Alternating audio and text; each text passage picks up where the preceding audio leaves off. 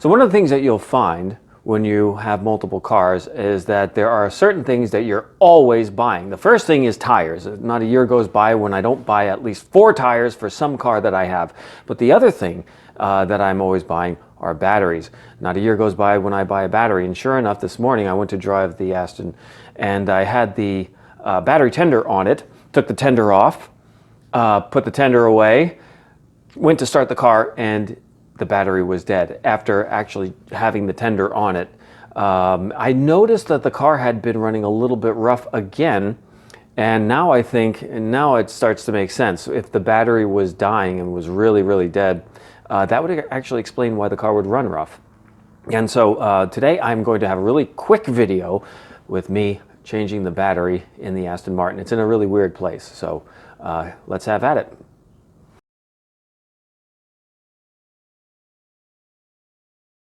Okay, so the first thing you have to do is find the battery, which is behind the passenger seat. So that's where my battery is.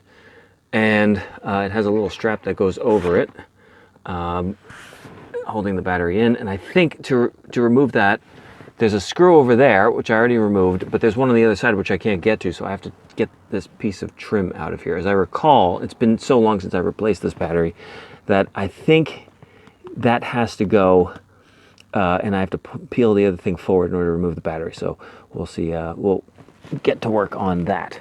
All right, so that's out. That's out of there. What I had to do was just move this a little bit this way. Actually, I took the wrong side and moved it. I started on that side when I should have just moved it on this side. But at any rate, that's out. One little tip, there's the battery out. One little tip, when you disconnect the battery with the doors open. That way they're lowered, and see, that way you could just open them without damaging the seal. So it's not the end of the world. You can still open up the door. You probably won't damage anything, but now I can shut the doors, and that's not going to go up because there's no battery in the car. Okay, so here's the new battery. I got the red type this time. The last one I checked the manufacturer date on it, and it was 1/17. So it's actually basically just 1 week or 1 month shy of 7 years. So that's actually not too bad. I'll see what kind of luck I have with the red top this time around. So on to putting it in the car. All right, and just wrestled it in. So now there's a strap that goes over the top. As you can see, the strap is just kind of sitting there. It has I didn't loosen the one on this side, but there is a screw, which you can't see, it's too dark, on that side. I just have to screw that down, but there is a gap between the top of this strap here, the top of this strap here, and the battery, because this is a battery that's not normal, so it's not one that's typically made for this car. So what I do is I tend to put a little piece of cork in there as a spacer, so it doesn't slip, and I'll show you what it looks like in a second. So yeah, so this is an example of one of the pieces. I have 2 of them actually. I basically just take a cork and cut it, and that is my little spacer to hold the battery in. It's you know, maybe not the best solution, but it actually is kind of grippy, and it's a little cushiony too at the same time. So it's actually a very good thing to use if you're going to put in a battery that's not really made for the car per se. So I have no idea what vintage that is. Well, it's a 2017 vintage. I have no idea what the wine is, though. Maybe you could tell me in the comments. Okay, and it is in. You can't see the piece of cork. Actually, you can. There's the piece of cork underneath there, holding everything down. This was tightened down there, that little screw. This is the negative terminal's tightened. The positive terminal is tightened. There's a little boot that I need to just slide over that now. And then the next step is to just put this back in place. And there are 2 screws. They're just regular Phillips head screws that will go on there. I didn't remove these because this little panel here slides forward. And then last but not least, what is the last but not least? Then I'll put the panel back in here, which is pretty straightforward. It just pops right in. It doesn't do anything special there. And so there you have it. When you put this back, you want to make sure that this little tab is actually out so that you can just pull it. So you can easily pull it.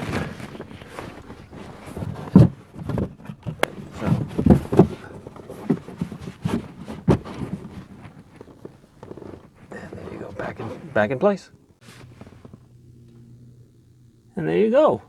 Lovely. So the tab is out and the battery's back in. I haven't even tried to start it yet, but I have to, now because the battery has been changed, I have to program the windows. Basically, it just means you have to put the windows all the way down and then all the way back up again. It shows the window where top and bottom is. And I should be good to go. Okay, and the moment of truth.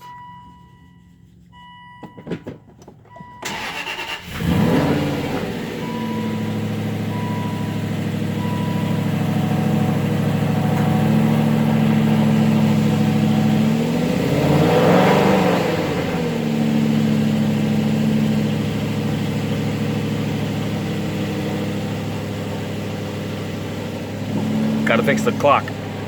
And so there you have it. The drive channel is now $300 poorer, but the Aston has a brand new battery in it, and it cranks very, very quickly. One interesting thing about the Aston Vantage is that if the car has a low battery, and you can put a jump starter on it, but that jump starter doesn't have enough electricity, because I have a very old jump starter too, and the car cranks very slowly, it will not turn over. Weirdly enough, the one quirky thing about this car is that it actually has to crank very fast for the car to turn over. Not exactly sure why that is, but it's cranking fast, it's starting up, and as I suspected, the rough idle went away. I guess because the battery was not producing the full 12 or 13 volts that it's supposed to. That actually does impact the way that the electronics work and the engine management works. So interesting thing. But that's it. And like and subscribe if you like this kind of content. I think next week I'm going to do a wrap-up video for the year of 2023.